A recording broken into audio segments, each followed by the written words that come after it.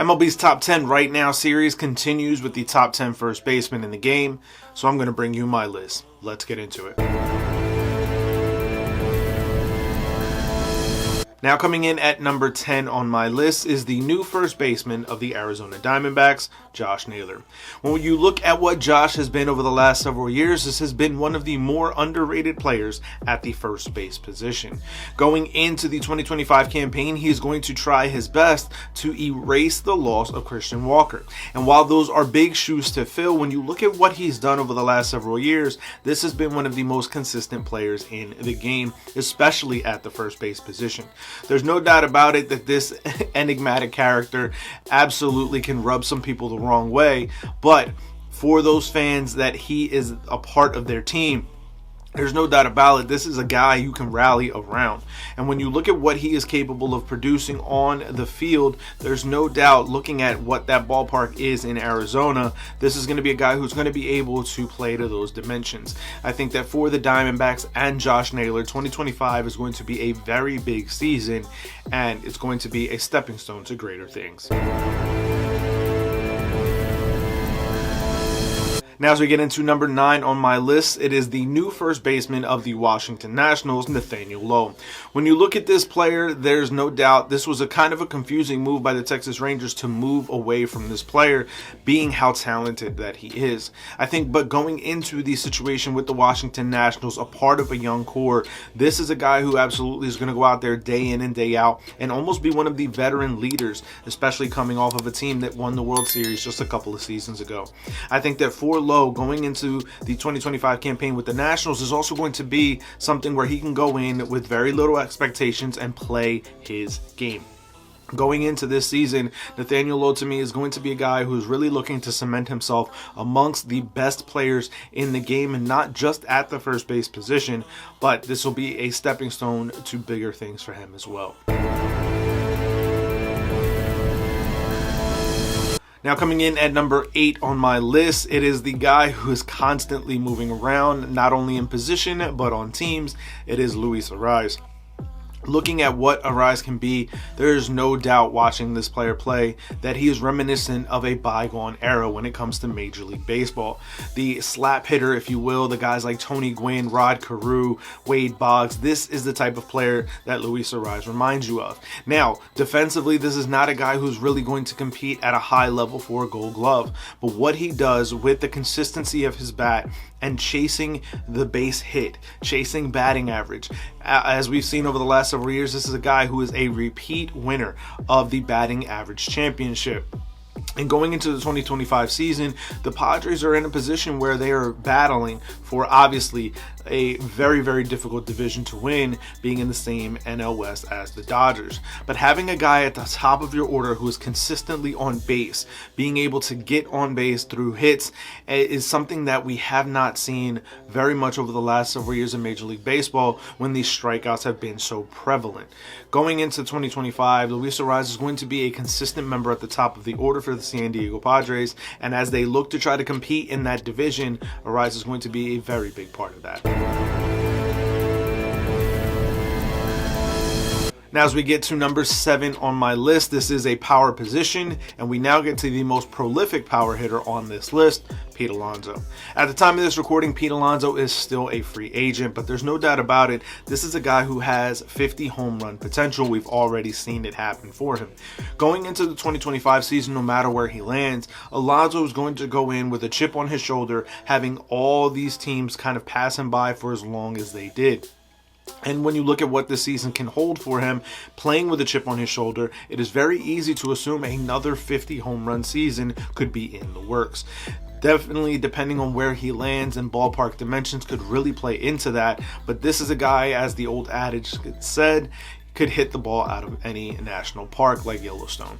When you look at what Pete Alonso is, he's not going to be a guy that defensively is going to wow you, but he's going to go out there and be consistent in terms of what he does by showing up every single day. And having a player who posts every single game is something that absolutely can help a team, not only in the morale factor, but when you have a guy who has that 50 power potential, there's no doubt this is a big time boost and an injection of power to any team.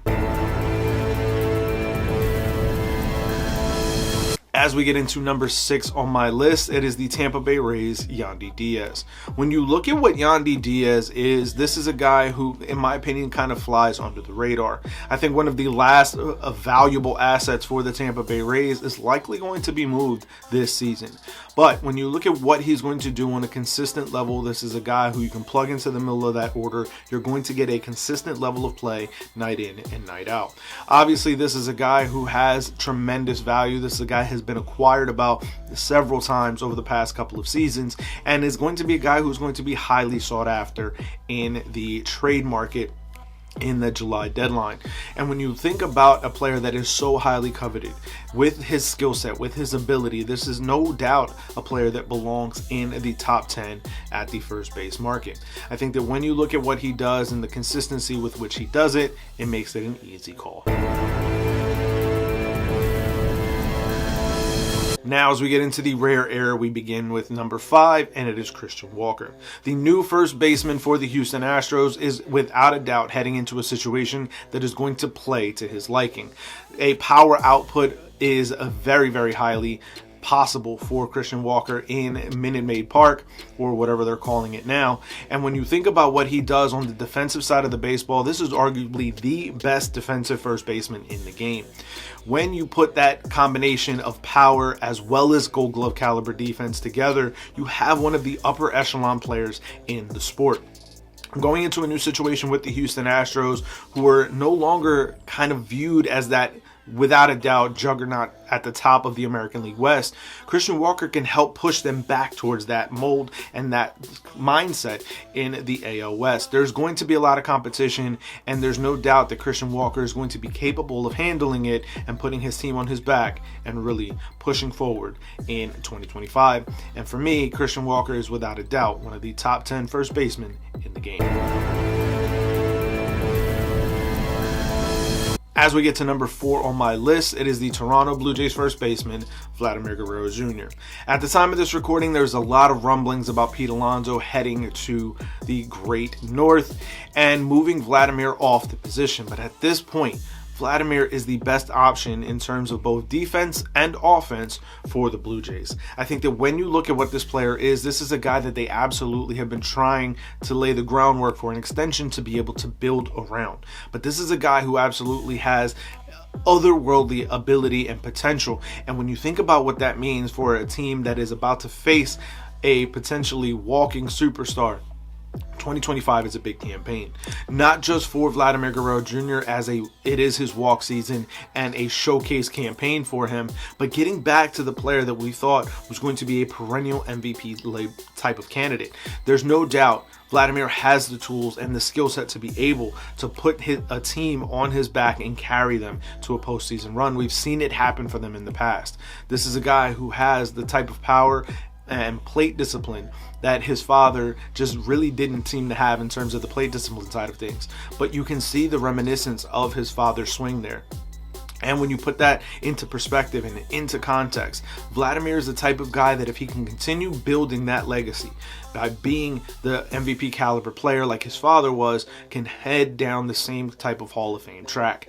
There's no doubt 2025 is going to be a very big season for Vladimir, but there's no doubt in my mind that he is also a top 5 first baseman in the game today. As we get into number 3 on my list, it is the Atlanta Braves first baseman, Matt Olson. Olson is coming off of a slightly down year, especially in comparison to a couple of seasons ago, but there's no doubt that this is a guy who has the utmost ability in this world. The Braves were able to move on from the stalwart, the Hall of Fame player Freddy Freeman, because of acquiring the services of Matt Olson. To me, a younger version of Freddy Freeman.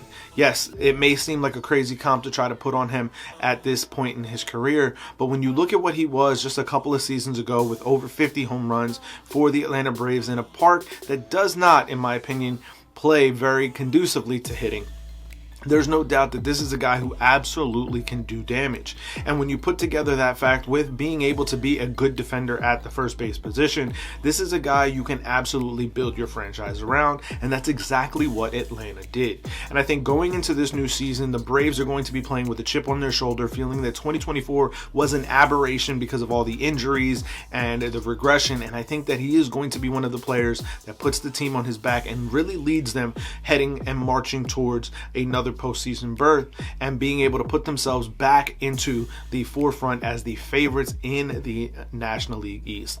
Matt Olson is a big part of that, and I think that 2025 is going to reestablish himself as one of the top first basemen in the game. Now, as we get into number 2, it is Freddy Freeman of the Los Angeles Dodgers. Yes, there's an argument to be made that Freddy could be number 1, and if you have Freddy as number 1 on your list, I'm not going to argue that point, because the skill sets that this player has is otherworldly. The leadership capabilities, the ability to hit for power, to hit for average, to play Gold Glove caliber defense. This is an aggressive base runner without having a ton of speed, and Freddy is one of the most smartest baseball players when it comes to baseball IQ in the game today. And I think that when you look at what he is capable of, this is a guy, as you saw in the World Series, that led his team to victory. There's no knock on Freddy Freeman whatsoever. He very easily could be number 1. And for me, there's no doubt about it that there's no argument here. In placing him second, it is just a preferential pick, and that's the difference with this list. Leading me to my number 1 pick, and that is Bryce Harper of the Philadelphia Phillies. Yes, when you think about what it is to have Freddie Freeman at number 2, there can only be one other player to match everything that I just said about Freddie, and Bryce Harper is that guy. Bryce plays with his hair on fire, and he really goes after it. He puts his team on his back, and he goes out there and does exactly what the team needs on every single night.